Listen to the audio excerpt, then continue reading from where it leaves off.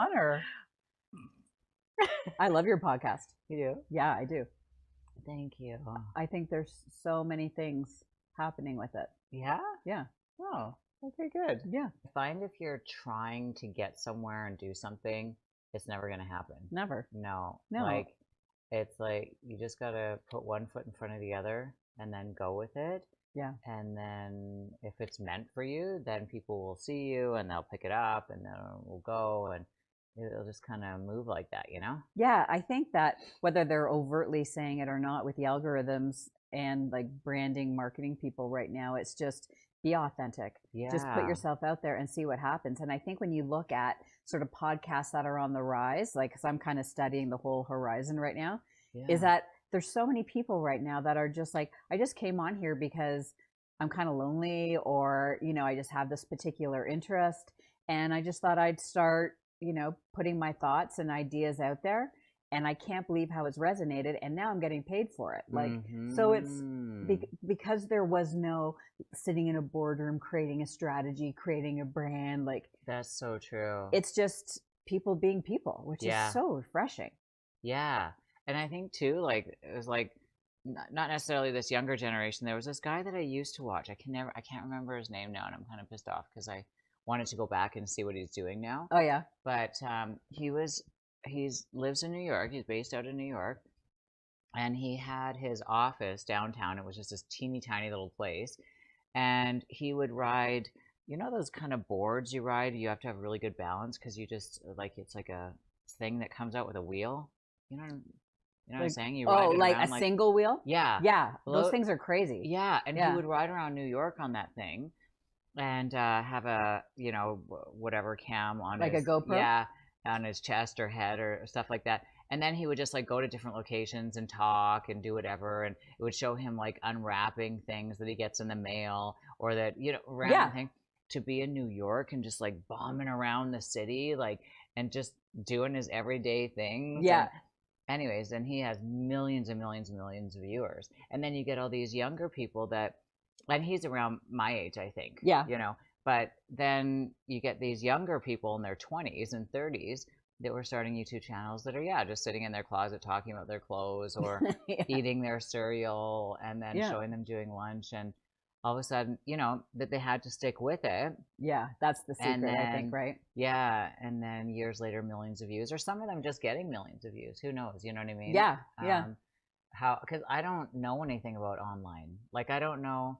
I barely can check my fucking emails, let alone figure out how to market something. Yeah. Or, you know, go on and try to get followers. Like, I think the algorithm actually hates me because the stuff that I said on the podcast gets flagged or whatever. And I don't care. And I always always turn comments off. Yeah, I caught that. So that fucks everything up. And I don't care because I've always thought, well, I'm not going to be defined by an algorithm. If people find me, it's because the birds of a feather flock together, right? Yeah, yeah. We're meant to be aligned with one another, but I'm not letting an AI or some sort of system dictate. Yeah. So I don't care. Like, I shut off all the things that would actually make me more connected to a broader, wider audience. That is such a little interesting study, won't it be over time, right? Yeah. Totally, right? Oh, that's amazing. And then, but the irony is that one single source found you and picked you up and is now distributing you, right? So it's kind of like you have your own model, like the authentic model. Yeah. Like what works for me model. Right? Yeah. Like, perfect. I know. Yeah. Yeah. Like I've only done like business interviews. Like I've never done just general conversation before. Or like just a flow of thoughts. Yes. So it's different, right? Like, because when you go on when I'm interviewed by Entrepreneur Magazine or something like that, like I have an agenda. Yeah, they're gonna be like, okay, they're gonna be asking me maybe this.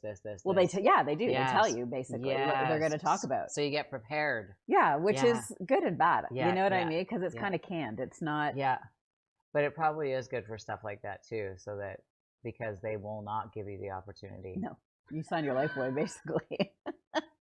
And not only that, now sometimes they're looking for that gotcha, right?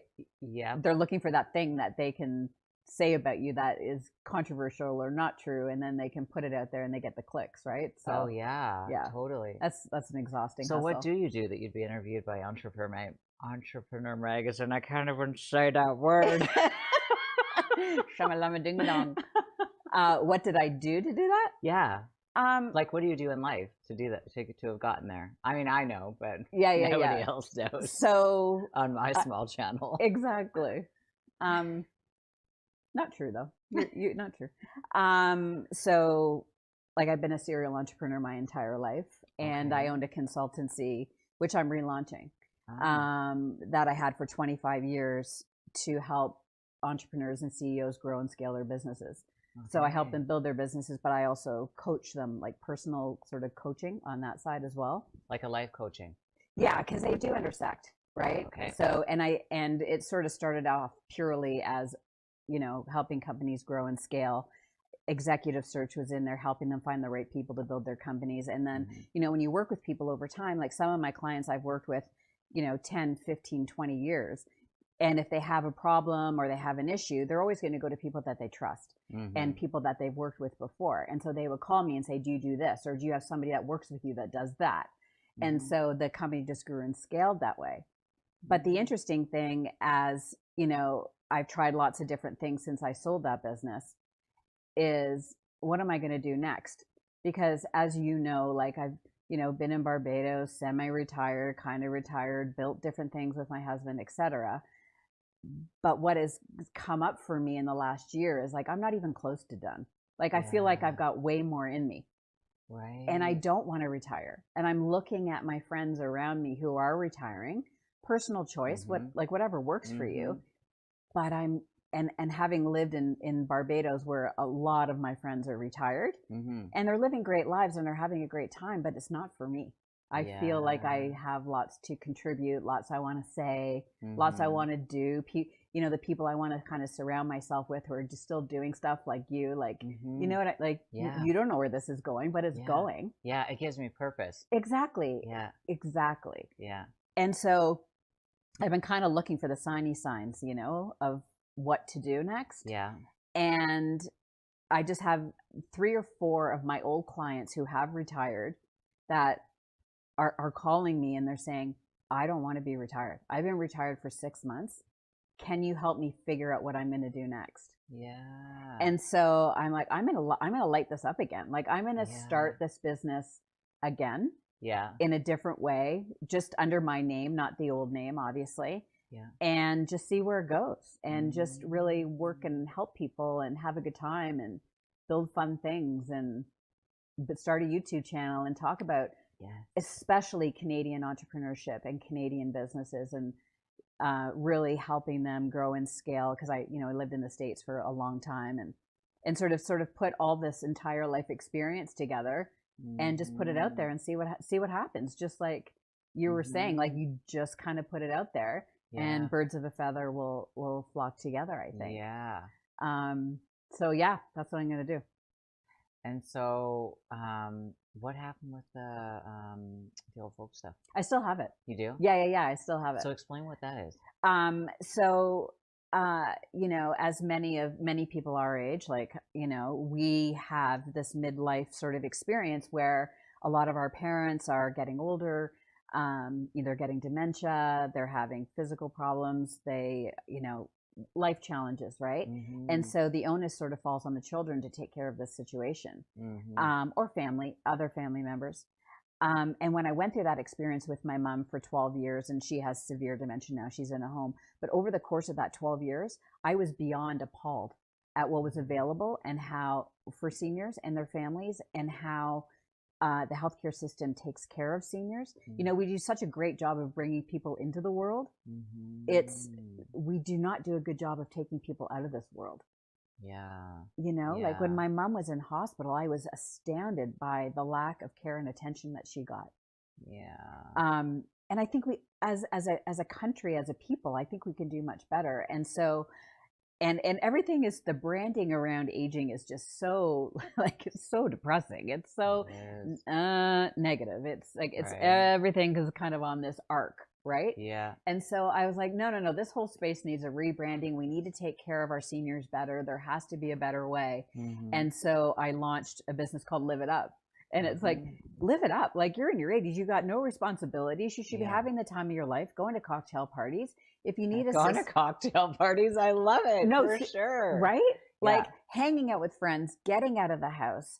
If you are in the house, have someone around you who Yeah. is full of life and not just some person who is taking this job because they have to, getting Yeah. paid shit hourly wage, and they're sitting on your couch and they're scrolling on their phone all day. They're not taking care of your mom or your dad or whoever it is that you're taking care of. That's right. Get them out of the house.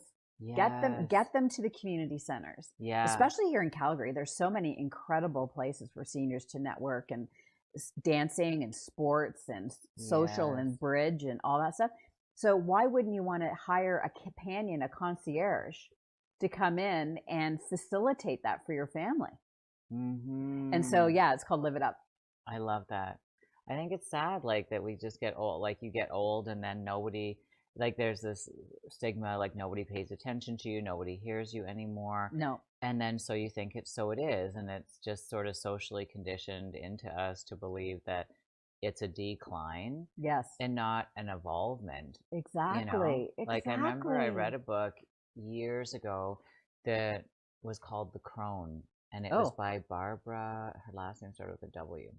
Probably the only one out there, anyways. But if you look at it, it's really good, and it talks about, I mean, obviously a lot about women. Yep. You know, there's the virgin, the mother, the crone, right? The wise woman. Oh. And so as we're aging, and before, like, you know, eons ago, women, the more lines that they had on their face, the more highly regarded they were and respected they were, because those lines represented life, experience, depth, and knowledge. Yes. And yeah, we've lost that, and now we're looking at old people like, you know, we're not listening to them, and so they don't feel seen. And the more that they don't feel seen, the more that affects the field, and then they're not heard, and it's like this boomerang effect and stuff. 100%. Instead of seeing it as like, these people have lived lives and have so much depth and experience, like this phenomenal library of information. And then too, like, when I've heard you talk about Live It Up, I'm always like, that reminds me of the movie Cocoon from the 80s, where the alien eggs come down and then they get into the pool and they're energized by those eggs, and they are going to the cocktail parties and they are dancing. Of course. Yeah, it's like, what the fuck are we thinking? Why is society so backwards? Because it's easy. Yeah. It's easy and it's cheap. Yeah. Like, well, maybe the pedophiles really, you know, cheer for it because they want to fucking go backwards. And you know what I mean? But that's the mentality, I think, of the fashion world. Yeah. And the fashion world is so fucked up and so sick. It's all sheep mentality, right? That's why it's like, oh, what's next in fashion? Let's follow that. Yes. And so where did all the trend? Yeah, like, where did the Cindy Crawfords and Claudia Schifers and Naomi Campbells go? These voluptuous, gorgeous women. Christy Turlington. Now they all fucking are straight, no fucking hips. They look like boys. They're androgynous. Yeah, a lot exactly. of them, right? Yeah, they're the androgynous. And then they look younger and younger and younger. Yeah.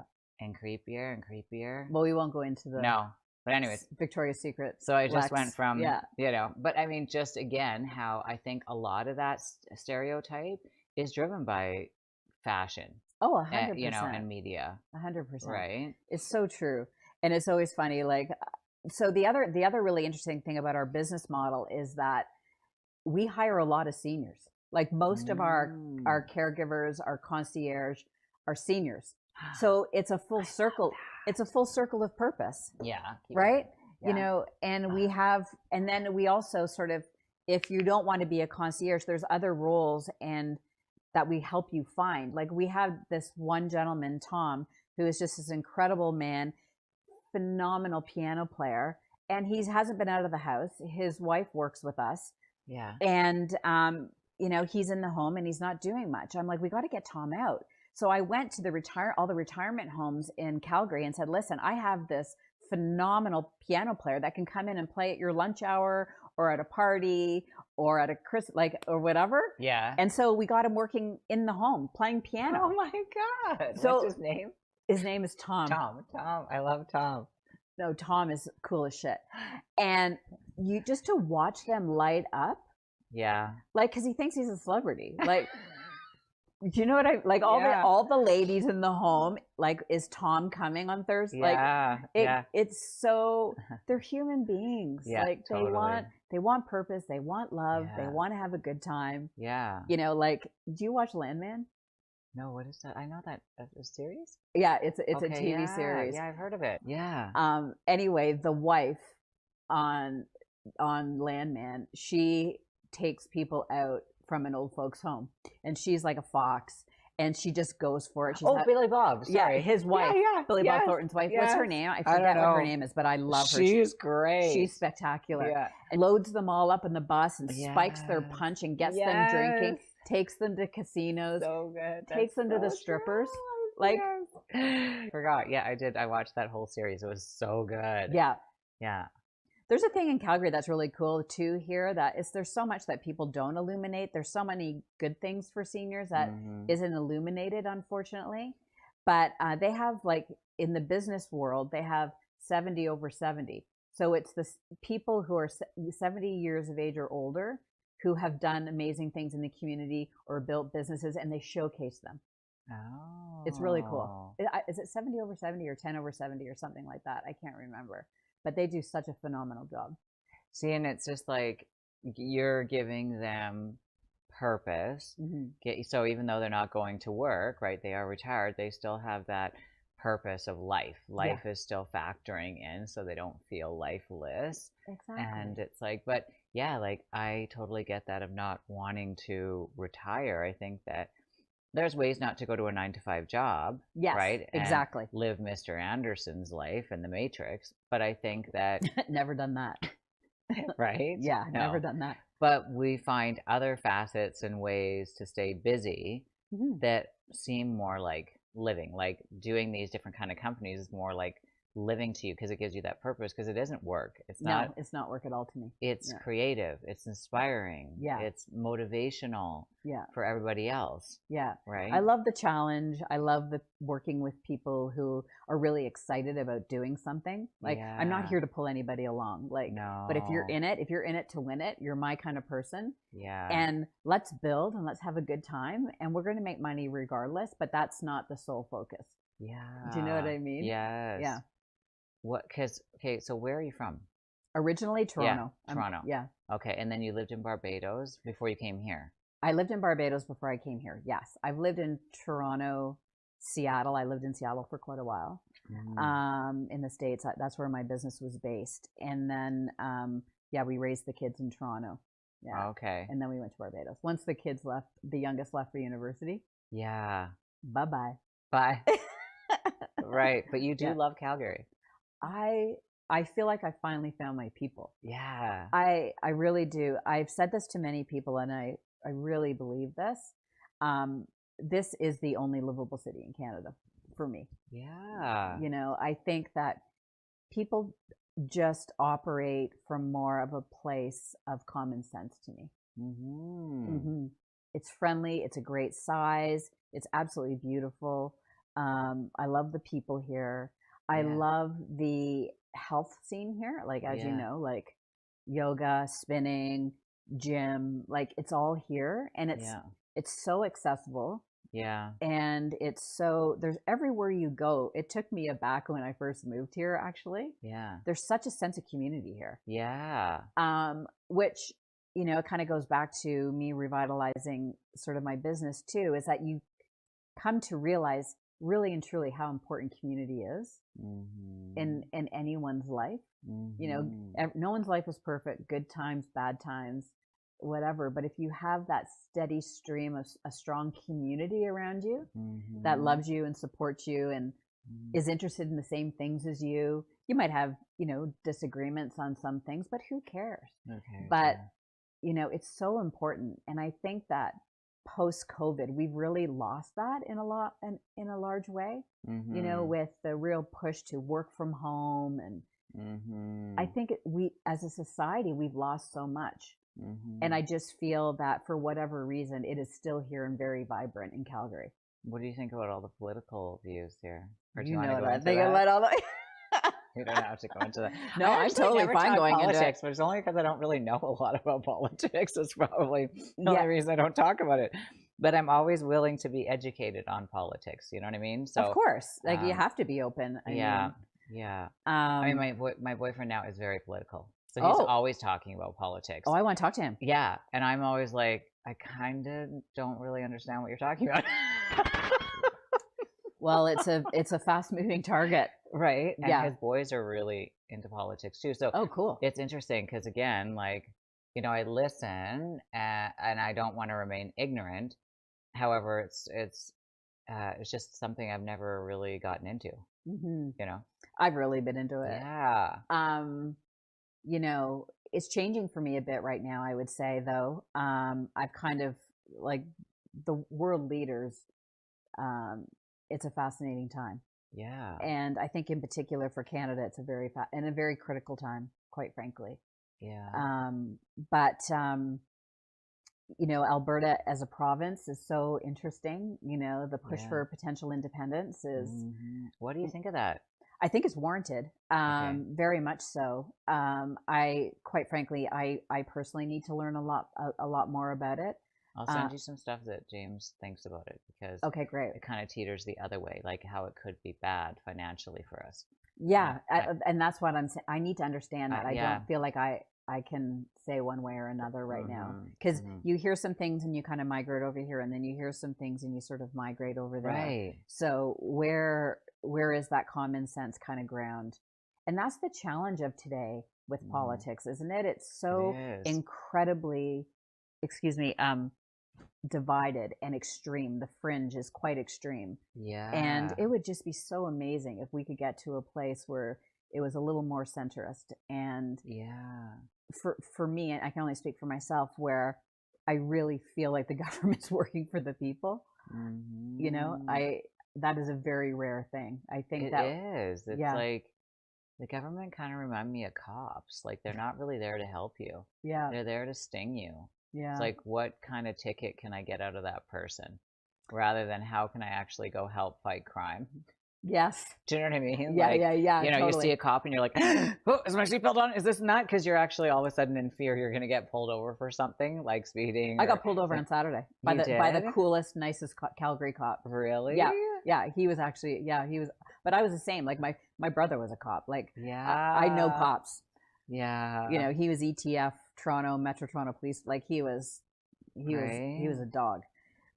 But I have that feeling too. When he pulled us over, I'm like, oh shit, you know? Yeah. And he was the opposite. He was so kind and explained why he pulled us over and what can happen on that corner with the homelessness and why we need to be careful. Because this is what's happening. This is a nice cop. No, he was so nice. Okay, so this is really positive for 2026. Like, exactly. It's saying, like, you know, maybe the matrix is crumbling a little bit. I think it is. You know, and Don't these I do for sure. Yeah. But it's kind of just still, you think about government and you don't really feel like they have your back. No. Is essentially like kind of what I was referring to as cops. Do you know what I mean? 100%. So not only that, the part that drives me absolutely insane about Carney in particular is I don't believe a word that comes out of his mouth. Yeah. There is nothing authentic or genuine about that man, in my opinion. Yeah. Nothing. So right. Yeah. I'm open to him changing my mind, but my goodness, like, how can you take anything he says seriously? So who do you want? Like, I don't know. I mean, I'm a conservative. I'm a capitalist. Yeah. For sure. Right. You know, I'm into freedom. Yeah. Freedom is a good thing. Yeah, because it kind of is going communist in a lot of ways. Like, you know what I mean, with restricting what we're allowed to even say. You know, it's insane. The thing that drives me crazy too is what content is blocked for me to access. Oh yeah, that's crazy. It's so ridiculous. Because China does that. Yeah, exactly. That's not a coincidence. Yeah. Yeah. Exactly. Yeah. So you just got to find your way. You gotta get your VPNs, and you gotta, you know, talk to your friends and talk to as many people and take in lots of different sides and really be confident in your own discernment, right? Which I think a lot of people have lost. Like you talked earlier about sheep, right? Yes. Like, I'll never forget in COVID in Toronto Yeah. when, you know, you could go to the park, but you had to wear a mask. But most importantly, you had to sit in the circle that they drew for you that you could sit in the park. Is that fucked up? Are you serious? What the F? Yeah, that's what they did. Yeah, Oh my in some parks in God. Toronto. Like, Whoa. that's what I was like. Okay, this is so contrived. Well, and that's the thing. It's like that's why it's good, like what you're saying. Like instead of looking at the divide and how heavy it is, like learn a bunch of information here, learn a bunch of information here, Yeah. so that you're not just a sheep. You're not just No. sleepwalking. It's like No. the more information you have, you still don't want to be just instructed solely on that, but you want to be taking both sides and then inner reflecting over it. Like, how does that sit with me? Like, what does my voice say? Exactly. You know, with all of that. Exactly. With everything. Yeah. You know, and we also kind of lost that as well, I think. I remember in COVID when, you know, we used to do these like Skype cocktail parties or whatever. Oh, fun. Yeah. We had a really good time in COVID, actually. Okay, cool. But our friend, we went somewhere that, you know, we shouldn't have. Yeah. And a friend of ours was like, "You have to do what the prime minister says." And I was like, "Do I?" I don't think so. You do, you but might. I do not. Your choice is to do that. Yeah. My choice is to not do that. Yeah. I'm not sitting in a circle at the park. Well, and I know you, and it's not in a way to rebel. It's in a way, again, just to be like, how can you be so instructed? Yeah, it's how can you mind-blowing allow to me. yourself to be so programmed? You know? Yeah, I think I came into the world like that, though. I mean, that's you know, I think that's why I've never really asking it. You came out of your mom's womb asking the doctor a question. Yeah, exactly. Yeah, exactly.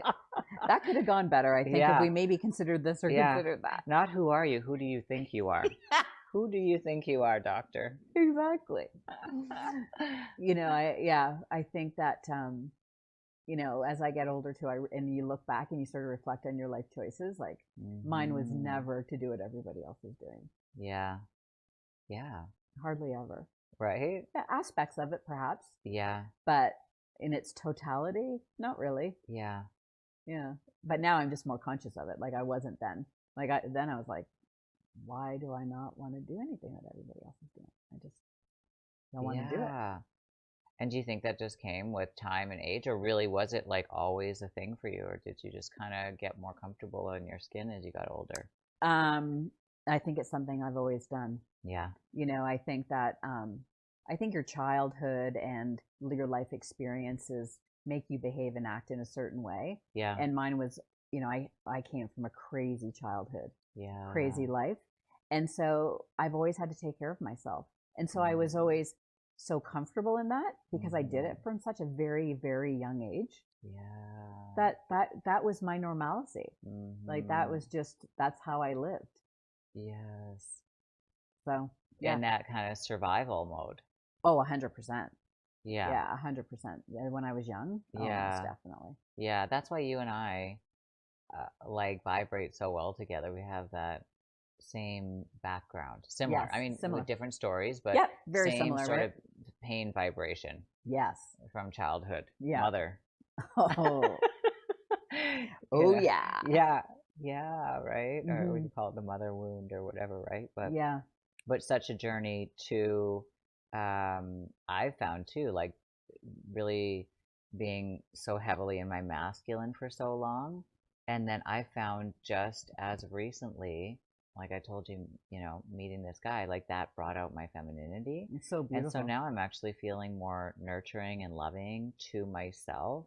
Oh, which wow. Before I just felt like I was fucking driving all the time. And then I'm like, oh, like I'm still moving one foot in front of the other, moving forward and thinking about life and moment to moment and what's coming next, you know? Oh, totally. But at the same time, like really caring about myself more.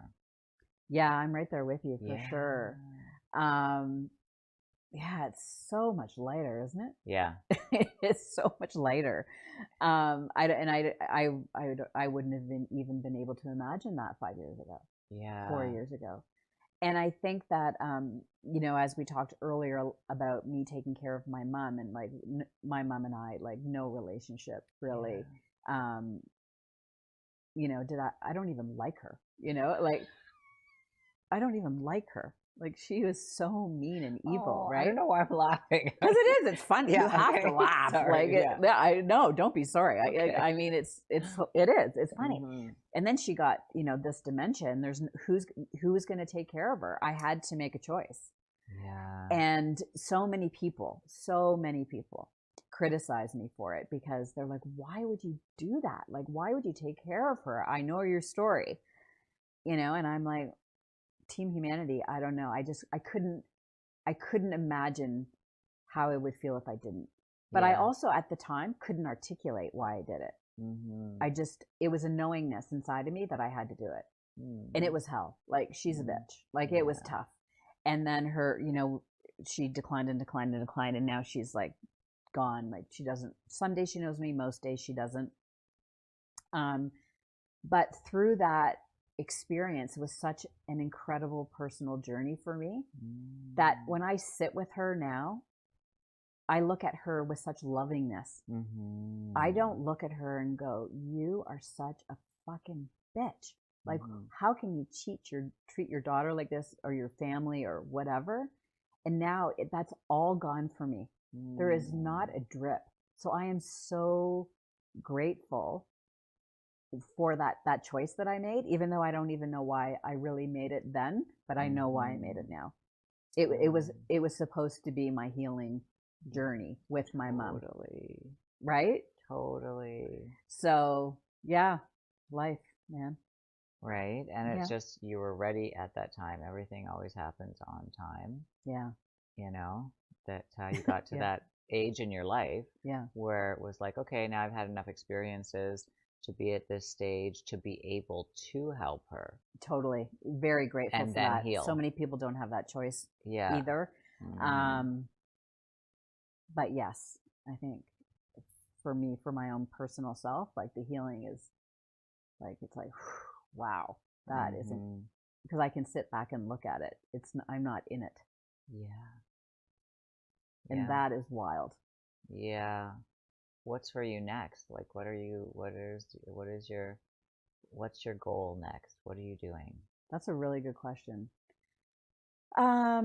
What am I doing next? Because when I'm with you, I always feel, and I rarely feel this around people, but I always feel like such a sense of like, I don't know, like power.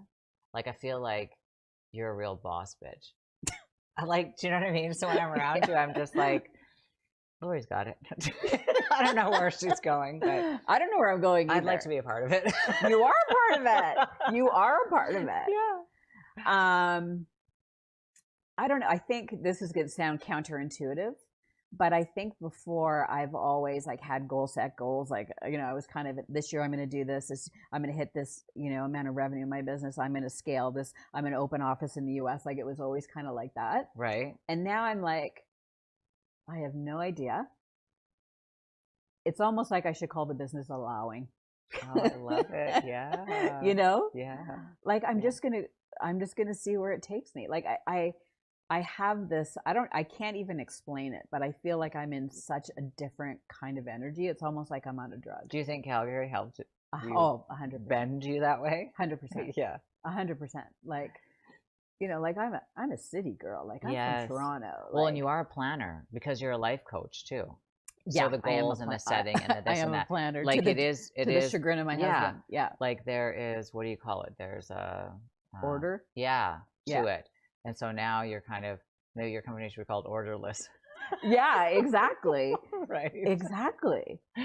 And letting go of those walls, because they can be walls. They're great for building businesses and stuff like that. Are they?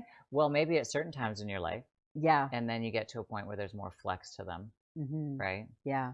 I have one of my best friends. She's been my friend since I was young, and through our crazy days, and like she's been around for a long time. And I have so much appreciation for her. Her life has sort of evolved, and she sort of transcended into other things, and she's out of the business world. she's kind of got me onto some books that I've been reading, and I was telling you about. I read them over and over again, but 10 years ago, she got me reading these books by Dr. David Hawkins, and there is a book called Power versus Force. Yeah. And that was a life-changing book for me. Mm-hmm. Same with my mom. Yeah. Yeah. We talked about this, right?